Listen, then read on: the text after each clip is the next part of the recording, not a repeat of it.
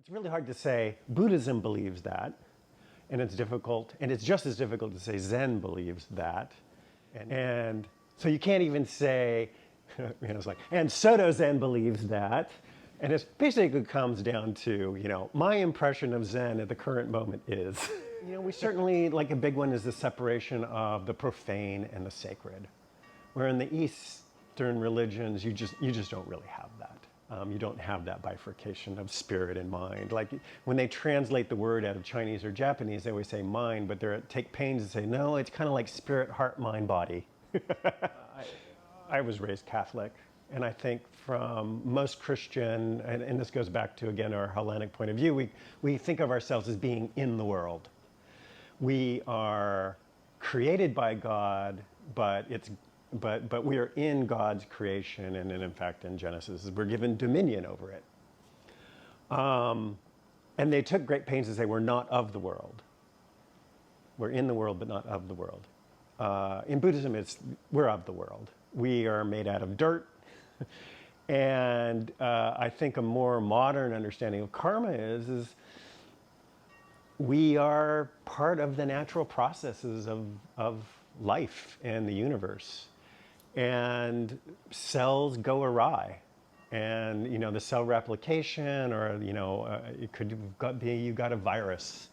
Everyone's concerned about viruses right now, and there are long-term implications of having been exposed to a virus. Viruses are pernicious and weird, but we don't really call them evil. Like it's just bad. It's just bad. I mean, there's.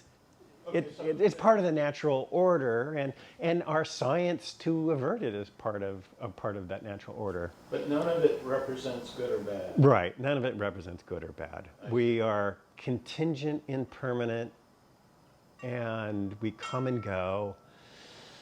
And a lot of Zen is just making peace with that. On the question of evil, Buddhism has definite things to say about that, and that is because of also recognizing from a human point of view, more psychology, is we are a subject to greed, hate, and delusion. And in fact, Buddhism, the whole point of Buddhism is to attenuate those tendencies. Like we all have those tendencies. It's going to be stronger for some than others. And the part of Buddhist practice, whether that might be meditation or chanting, service, other things, is to attenuate those tendencies. And there's sort of another aspect here, and that's more of the hate, greed, delusion, right? Because the Buddha says life is suffering, and people go like, oh gosh, well no, it isn't suffering. Like I'm happy sometimes. And so suffering is a really poor translation of the word dukkha. Some of it comes down to what they call the hedonic treadmill. And everybody knows this. Everybody experiences this. You want something, you don't get it. You want, and then that's the obvious suffering. You had something, you lose it. Obvious suffering. But how many times have you gotten something and discovered you didn't really want it? You tire of it after a week, or 5 years, or 10 years. These things don't have the capacity to make us happy anymore. So we need more, and we need better, and we need different. And meditation is it's being okay with being bored. To a certain extent, it's resetting, on a physiological level. I don't think any of that science is settled, but the current idea is it's settling down your central nervous system. Like there's always this mismatch between our expectations and where things are. We want Christmas dinner to go this way, and it goes horribly awry. It's the difference between me telling you about chocolate and you tasting chocolate. And it's really not that. And you can say, I know how to play a guitar, because you hold it against you and you put your fingers in certain ways and you pluck it. But I can't play the guitar. Right? I know how, but I can't. Right? And it's that difference between, you can talk about Zen, but I think we were talking before about Richard Dawkins.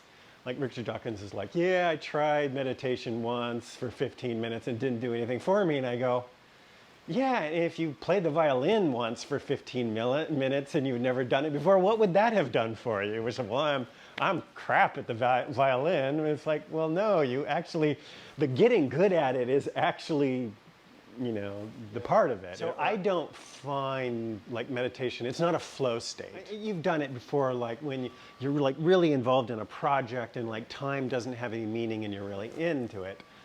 I find the opposite. So I go every year, except when there's a pandemic, to a retreat for a week. And we basically are meditating all day long. It's kind of like a booster shot. And I find the time starts, like I'm aware of every second. It's like when you were a kid and summer lasted forever. It's like, to me it's like that. Basically the Buddha in the Pali Canon says it's like being shot by an arrow. And then saying, oh no, I'm not going to be treated until you tell me what kind of arrow it was, who shot it, what class he was, what was the arrowhead made out of, and it's like, so we essentially suffer twice for everything. A lot of times by like just building up stories about what's going on. It's hard. I get swept up in things. Yeah.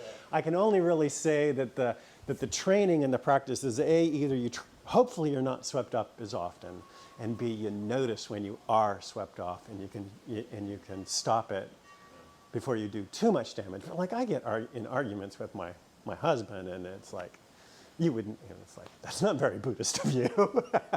Like, no, that's why they call it practice.